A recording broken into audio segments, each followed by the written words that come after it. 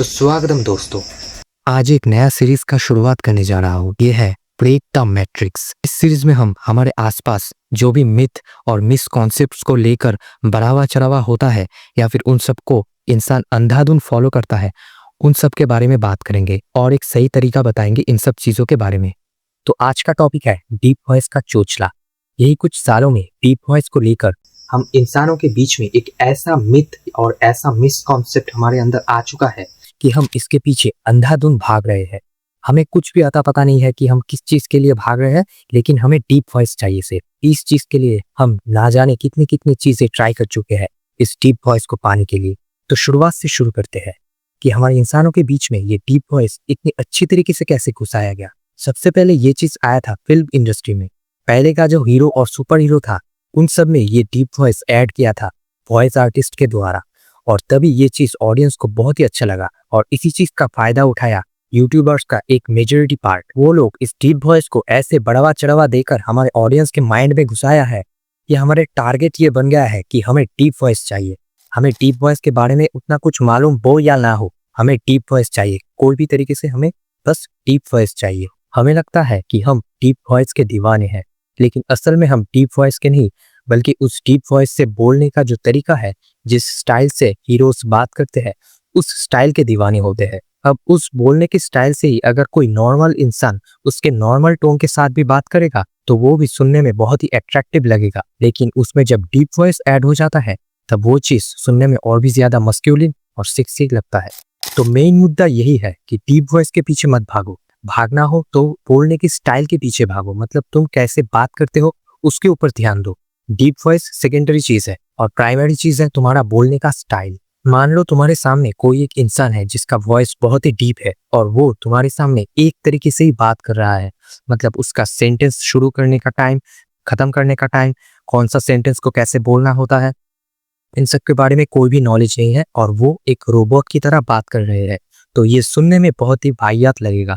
और उसी जगह पे अगर वही सेम चीज कोई एक नॉर्मल इंसान उसके नॉर्मल टोन से अगर बात करेगा, लेकिन उसको पता है कि कौन से सेंटेंस को कैसे बोलना होता है, कहाँ पे पॉज लेना होता है, कहाँ से शुरुआत करना होता है, कैसे शुरुआत करना होता है और कैसे सेंटेंस को खत्म करना होता है, अगर इन सब चीजों का उसके पास एक डीप नॉलेज होगा तो वो कोई भी बात एकदम शानदार तरीके से बोल सकता है।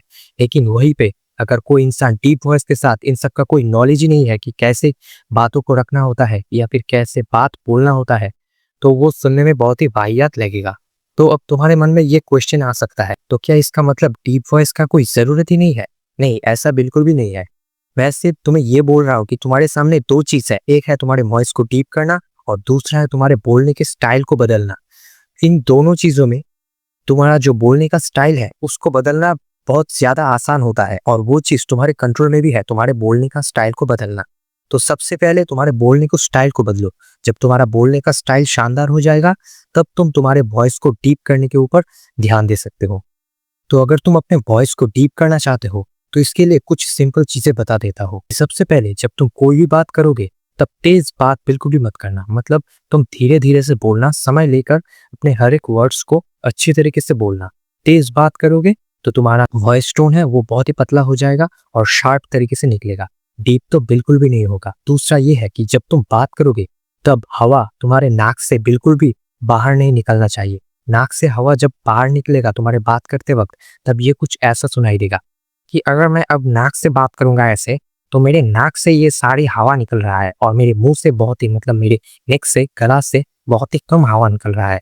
और इसकी जगह पे अगर मैं अपनी पूरी आवाज को गला से निकालूं तो कुछ ऐसा सुनाई देगा। अब ये बात करते वक्त मेरा अंदर का जो हवा बातों के साथ निकल रहा है, ये सारी हवा मेरे मुंह से निकल रहा है, ना कि नाक से। उसके बदले जब तुम बात करोगे तब अगर पूरा हवा तुम्हारे नेक से पास हो जाता है तो उससे तुम्हारा वॉइस अपना अपने डीप होगा। और तीसरा ये है कि जब तुम बात करोगे तब तुम्हारा अंदर का जो हवा है, मतलब तुम्हारा पेट का जो हवा है, तुम्हारे पेट में जो हवा है, वो बातों के द्वारा बाहर आना चाहिए, ना कि तुम्हारे चेस्ट के अंदर का जो हवा है।